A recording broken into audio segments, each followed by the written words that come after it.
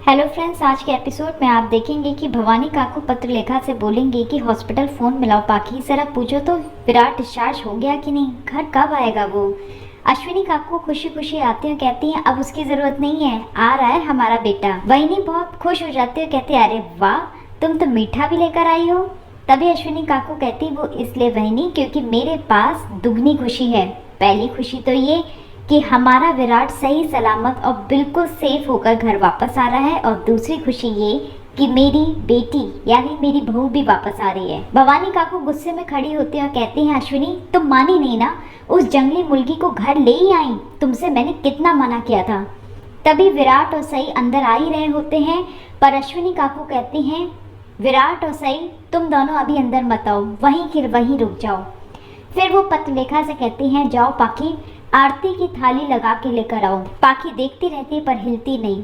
तभी अश्विनी काकू कहती हैं ठीक है, तुम्हें नहीं जाना मत जाओ, मैं ही आरती की थाली लेकर आती हूँ। विराट कहता है सही, ज्यादा मत सोचो, मुझे पता है तुम्हारे दिल पे क्या बीत रही होगी, सारी पुरानी बातें याद आ रही होंगी ना। मोहित कहता है जाओ करिश्मा, मदद करो अश्विनी काकू की। अश्विनी काकू दोनों की सबसे पहले तो नजर उतारती हैं, फिर दोनों की बलाएं लेती हैं। विराट और सई ये देखकर बहुत खुश होते हैं। अश्विनी काकू पाखी को देखती हैं और कहती हैं जो लोग इस जोड़े को नजर लगा रहे हैं ना, उनकी नजर मैंने उतार दी है और उस नजर को मैं जला के राख कर दूंगी। पाखी समझ जाती है कि ये सारी बातें वो पाखी को देखकर ही बोल रही है। भवानी काकू कहते हैं वाह, क्या सीख दी है तुमने। बेटा जब घर वापस आता है तो उसकी आरती उतारते हैं या उसकी नज़र उतारते हैं। और वैसे भी तुम ये मत भूलो, ये सारी चीज़ें तुम्हें मैंने सिखाई हैं, खुद सीख कर नहीं आई हो तुम।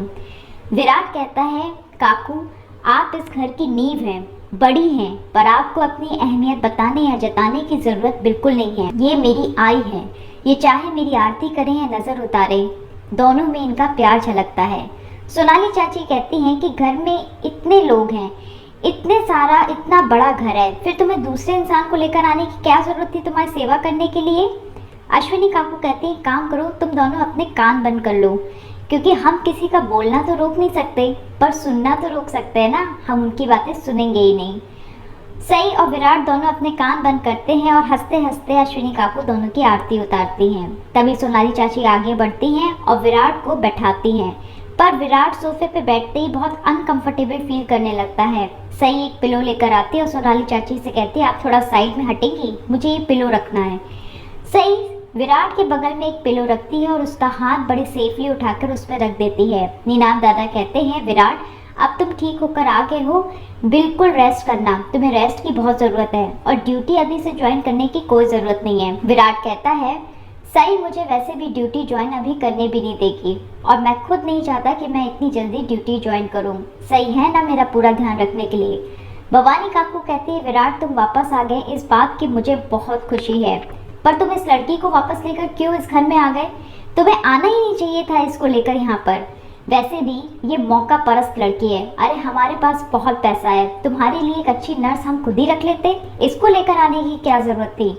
पत्रलेखा बिल्कुल सही कह रही थी, मौका देखते ही सही इस घर में घुसने की कोशिश जरूर करेगी, और देखो मिल गया उसे जरिया, तुम्हारे घायल होने पर उसे मौका मिल गया, तुम्हारी सेवा करी, हॉस्पिटल गई और अब घर तक चली आई।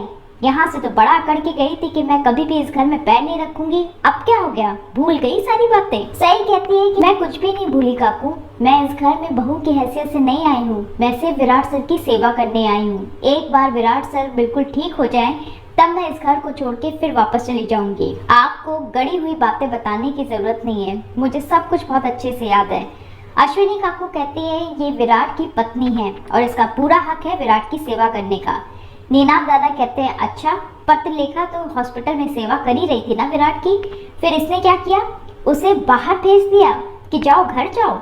ओमकार दादा कहते हैं कि नीनाद दादा ने कहा था कि पाखी रहेगी हॉस्पिटल में विराट की देखभाल के लिए, लेकिन सई ने उसकी बेइज्जती की और उसे घर वापस जाने को कह दिया, है ना सई। सई कहती है मैंने कहा कि पाखी दीदी घर वापस चली जाए। पाखी दीदी आपने क्या बोला इन लोगों से मुझे नहीं पता, पर मुझे इतना पता है कि आंसुओं में लिपटा हुआ झूठ भी सबको सच ही नजर आता है। अब मैं आपके मुंह से सुनना चाहती हूँ। आप सच सच बताइए और सबके सामने बताइए कि क्या मैंने आपसे कहा था कि आप घर वापस चली जाएं? विराट कहता है सईद ने पाखी से ऐसा कुछ भी नहीं कहा था, बल्कि मैंने पाखी से कहा था कि वो घर वापस चली जाए क्योंकि सईद मेरे पास आ चुकी थी। अरे भाई, पाखी पूरी रात जगी थी मेरे लिए, मैं नहीं चाहता था वो मेरे पास रहे। मैंने उससे कहा था कि वो घर वापस जाए और थोड़ा आराम कर ले। सईद ने तो इनफैक्ट मेरे सेवा करने के लिए पाखी को थैंक यू तक बोला था और उससे ये तक बोला था कि वो चाहे तो हॉस्पिटल में रुक सकती है, लेकिन नहीं, पाखी ने एक नहीं सुनी और वहां से चली गई। विराट किसी तरह कोशिश करता है उठने की। वो उठ के खड़ा होता है और पाखी से कहता है, पाखी तुमने क्या बोला है मुझे नहीं पता, पर मुझे इतना पता है कि तुमने सबके सामने सई को झूठा साबित कर दिया है।